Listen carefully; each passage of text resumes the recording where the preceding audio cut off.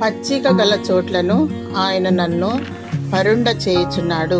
కీర్తనలు 23 అధ్యాయము 2 దేవుడు, దేవుని సన్నిధి, ఆయన వాక్యము మనలను సేదతీర్చును. వాక్యమును నామమందున ప్రభువైన యేసు క్రీస్తుతో సహవాసము చేయుము. ఆయన వాక్యమును జీవాహారమును భుజించాలి. దేవునికి మనసులో చోటివ్వాలి. సత్యవాక్యమును హత్తుకోవాలి. దేవునితో అంటగట్టబడాలి.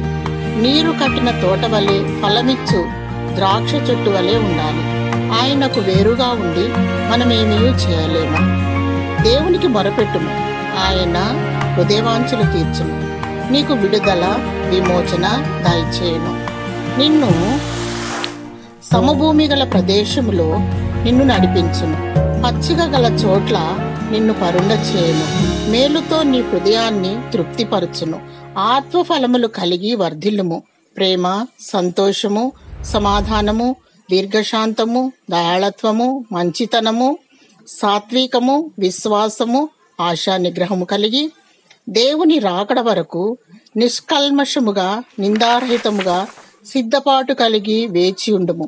దేవుడు తన రాకడ పర్యంతము వరకు నిన్ను బ్రతికించునుగాక. ఆమేన్.